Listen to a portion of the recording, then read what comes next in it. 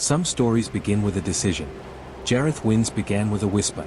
Soft, distant, impossible, yet unmistakably calling his name. Not from a person, not even from a dream, but from a key buried in an old lockbox no one had opened in decades. And on the night he touched it, the world he knew quietly shifted, and something ancient finally woke up. Rain clung to Jareth's coat as he stepped into Ashford Estate auction house, shaking off the cold evening. The room buzzed with chatter, but he barely paid attention. He had come out of habit, not intention. Browsing forgotten objects calmed him. But the calm shattered the moment they rolled out a small wooden lockbox with iron corners and a clasp fused shut by age. Jareth felt it immediately. A vibration. A pulse. Something brushing against his mind like a fingertip on glass. Item 47, the auctioneer announced. Origin unknown. Retrieved from the private vault of the late historian, Elias Moorcroft. Moorcroft. Jareth knew that name. The eccentric scholar obsessed with mythic artifacts and rumored cursed relics. The bidding began at $30. Jareth's hand rose on its own. Sold.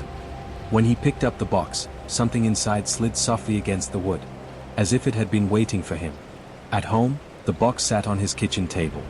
Jareth pried the clasp open with a chisel until the metal snapped. Inside lay a key. A strange one. Old iron, darkened as if burned. Its handle carved with spiraling runes.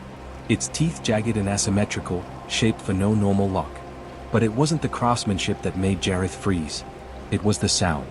A whisper. So faint he thought it was the wind. Then clearer. Take me. Jareth's breath hitched. His kitchen was empty. The rain outside had stopped.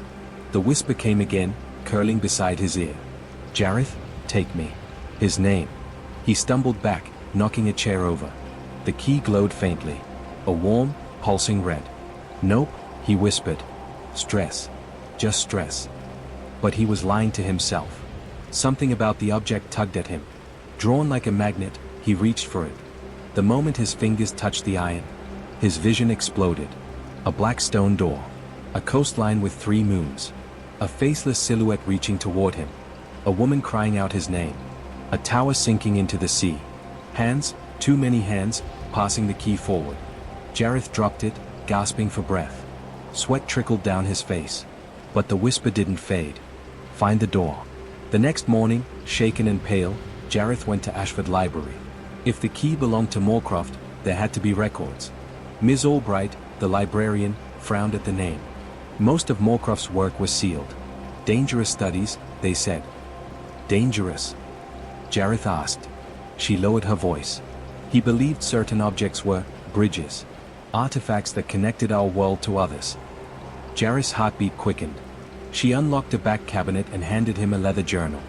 You can read it here, she warned, but do not read anything aloud. Not superstition. A rule. Jareth sat by the window and opened the journal. The first entry chilled him. I found it. The whispering key.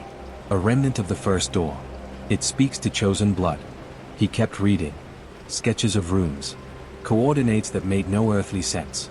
Drawings of the same black stone door Jareth saw in his vision. Then the final page. The key whispered a name. One I do not recognize. The next bearer. Jareth Wynne. Jareth's skin prickled. His name. Written years before he was born. He slammed the journal shut. That night, sleep dragged him under like a current. He stood in a vast, moonless forest where the trees were black silhouettes stretching infinitely upward. The ground pulsed gently, like a heartbeat beneath the earth. Then, the whisper. This way. A silvery outline shimmered between the trees, forming the shape of a door not yet solid. Jareth followed until it halted in a clearing. Before him rose a towering stone door, carved with runes, absorbing all light around it. Cold air rushed over his skin. When he reached out, the runes flared blue. A voice thundered inside his skull. Bring the key. The door cracked open, and Jareth jolted awake. The key lay on his chest. Warm. Waiting.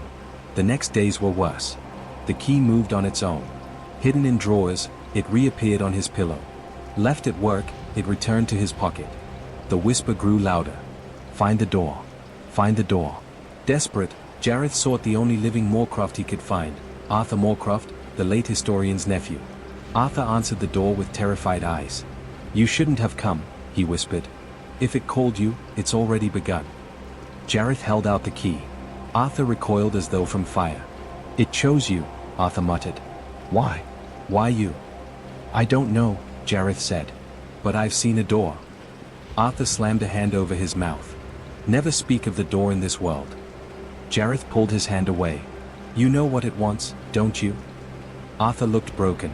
Exhausted. "My uncle spent years researching it. That key is older than our history.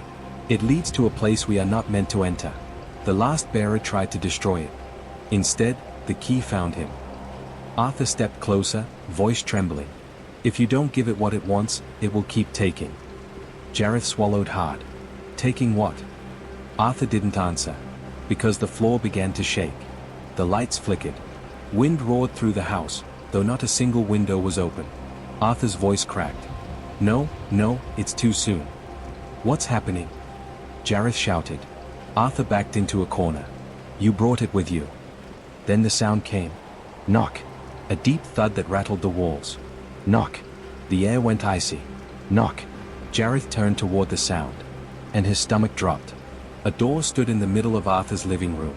Not a house door. A stone door. The same from his dreams. Its surface crawled with glowing runes. "Don't open it." Arthur screamed. But the door opened itself. Cold darkness poured out. Shadows rippled like living smoke. A tall, faceless figure stepped forward, its form shifting like black mist, taller than any man. The whisper boomed. "Bearer. Come." Arthur lunged at Jareth, shoving him back. "Run." The shadow reached out, touched Arthur, and he vanished. No body, no sound, only air where he had stood. The faceless figure turned its head toward Jareth. The whisper deepened. "Bring the key to the door, before they find you." Then the stone door slammed shut, and vanished. The house fell silent. Jareth looked down. The key glowed violently in his hand. Jareth stumbled into his car outside, shaking uncontrollably. He tried the ignition.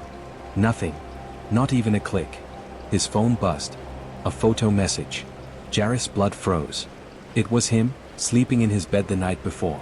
And in the corner of the photo stood the same faceless shadow. Another message followed. "Time is running out, bearer. Part 2 begins when the first door opens." Jareth looked down. The key was burning hot. The whisper roared. "Find the door."